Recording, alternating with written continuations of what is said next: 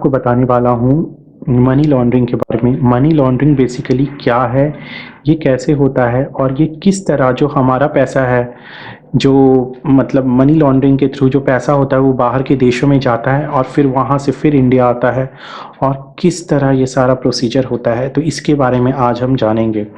तो बेसिकली मैं इसको एक एग्जांपल के थ्रू बताने की कोशिश करता हूँ। बेसिकली मनी लॉन्ड्रिंग होता क्या है? मनी लॉन्ड्रिंग एक ऐसी एक प्रोसेस है जो प्रिंटेड से जो प्रिंटेड मनी होता है उसको हम अनप्रिंटेड फॉर्म में किस तरह कन्वर्ट करते हैं, उसी को बेसिकली हम मनी लॉन्ड्रिंग कह जाते हैं। और इसको किन के थ्रू करवाया जाता है? इनको बेसिकली पॉलिटिशियन, गवर्नमेंट सर्वेंट या फिर टेररिस्ट के थ्रू इसको अंजाम दिया जाता है। तो बेसिकली इसको दो तरीक़ों से किया जाता है, या तो बैंक के थ्रू किया जाता है, शेल कंपनीज के थ्रू किया जाता है।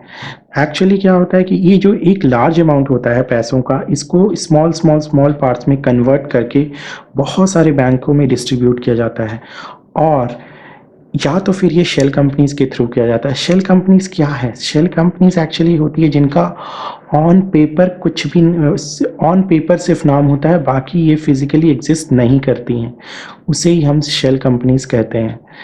तो बेसिकली यह दो तरीक़ों से किया जाता है, या आइदर फ्रॉम बैंक और फ्रॉम द शेल कंपनीज।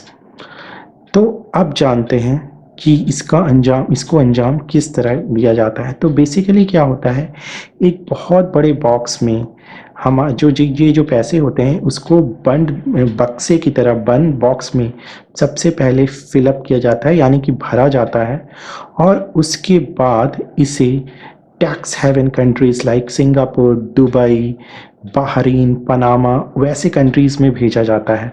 और फिर उस कंट्रीज़ में जाकर उस वैसे कंट्रीज़ में जाके वहाँ के जो कंपनीज़ के अलग अलग अकाउंट्स में वो पैसा ट्रांसफ़र होता है, वो अलग अलग अकाउंट्स में पैसा जाता है, और कॉम्प्लेक्स अकाउंटिंग के थ्रू उस पैसे को हाइड किया जाता है।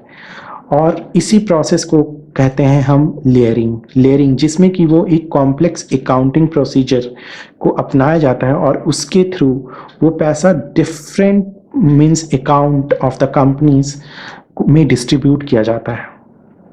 तो अब हम आते हैं फाइनल पार्ट, जो कि कहते हैं इंटीग्रेशन में क्या होता है, वही पैसे को दोबारा इंडिया में भेजा जाता है, आइदर थ्रू बिजनेस ट्रांजैक्शन और in the form of FDI. तो सेम पैसा जो बाहर हमने भेजा, उसी पैसे को आइदर एफडीआई या फिर बिजनेस ट्रांजैक्शन के थ्रू इंडिया में भेजा जाता है। इंडिया में इसे इन्वेस्ट किया जाता है, या फिर स्टॉक मार्केट, या फिर रियल एस्टेट, या फिर फिल्म इंडस्ट्री। इन जैसी इंडस्ट्रीज में इसे इन्वेस्ट किया जाता है, और इसे इस तरह से इन्वेस्ट किया जाता है ताकि कोई भी बेनिफिशियरी, इसका जो करेक्ट बेनिफिशियरी है, इसे पता भी ना चल पाए, और इसे इस तरह से इन्वेस्ट किया जाता है। और इसी प्रोसेस को पूरे को हम इंटीग्रेशन कहते हैं। उन पैसों को, जैसे कि हमने इन्वेस्ट किया फिल्म इंडस्ट्रीज़ में, स्टॉक मार्केट में, या फिर रियल एस्टेट्स में, तो इनसे बन के जो पैसा हमारा आता है उसे इन्वेस्ट किया जाता है either human trafficking, terrorist activities, या ड्रग्स में। तो इस तरह से ये जो पैसे हमें मिले, हमारा जो इनकम हुआ, उसको इन सब चीज़ों में पैसा ये लगाया जाता है।